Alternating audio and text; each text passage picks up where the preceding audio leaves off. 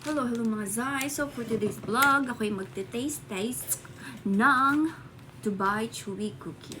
So, this is worth 7,000 won ang isa. So, in peso is 279 pesos. Mahal, pero dahil trending, let's try!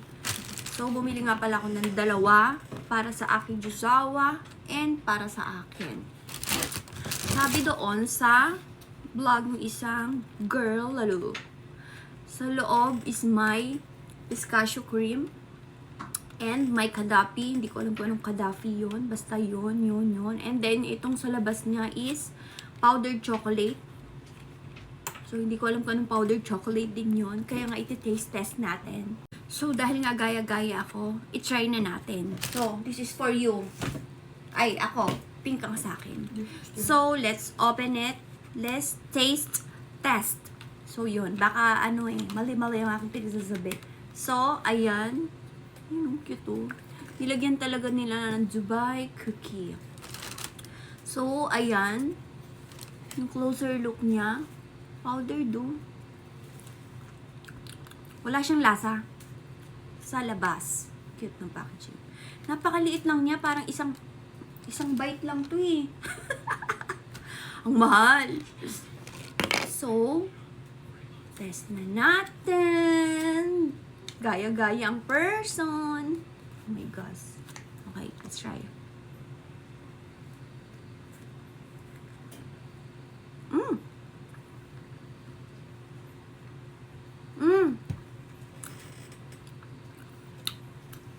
Ayun.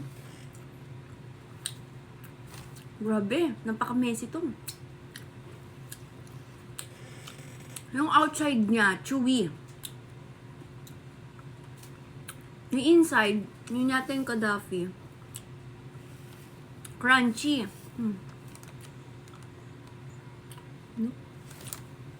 Crunchy siya, para siyang... grabe. Hindi ko ma-explain yung lasa niya. Again.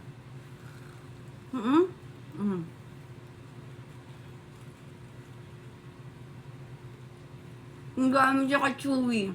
Kaba. Ang messy. Kakain ko yung buko.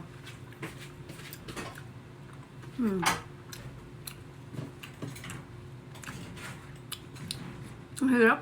Ang hirap pala food vlogger, no? First na natin.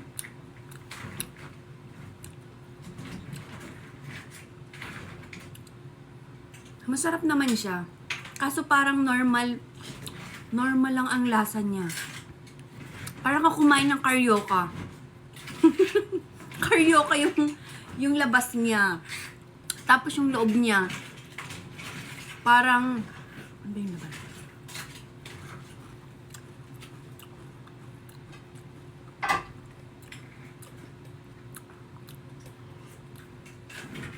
Saan ko ba siya matutulad?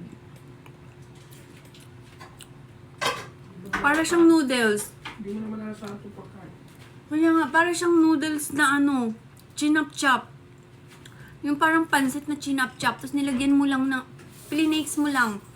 Or in short, para siyang coconut na chinap-chop mo lang din and ginawa mong flakes na parang prinito mo. Ganun ba yun? Parang ganun siya. Parang napaka-normal and napaka-messy. Ganito ba talaga mag-food Ang dami ko sinasabi. Pero Hindi masarap. Pero yung rate ko, hindi ko na siya i-rate. Kaya tikman nyo na lang. Kasi hindi ko alam ang lasa niya. Kumain ka kasi naman yun. Kasi bago ko rin kinain to, may iba pa akong kinain. Kumain ka pa ng chocolate pizza. Sabi nga niya, may kinain pa ako. So, mahirap talaga maging food vlogger. Pero yung price niya na 279 or 280 pesos, Not worth it. hindi siya worth it. Tama. Hindi siya worth it. Hindi ko alam dahil trending lang. Kaya siya, nabibili ngayon. Pero, hindi ito ang, para sa akin. Hindi ito yung lasang para sa akin. Nasa lang siya, nasa siguro 6. Kasi hindi ko alam kung bakit ang Gaddafi crunchy lang talaga siya. Crunchy. Pero, hindi ko ano yung lasa niya. Ganon. Parang ganon. So, yun lang. Okay naman yung lasa. Yuk.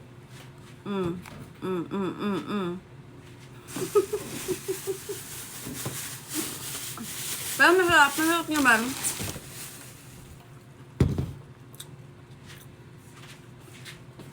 Makakaiba kasi tayo ng panlasa. Pero masarap naman. Masarap. So that's for all today. Kasi masyado ng messy. Messy siya kainin dahil nga sa powdered chocolate. Dahil dito. Pero masarap.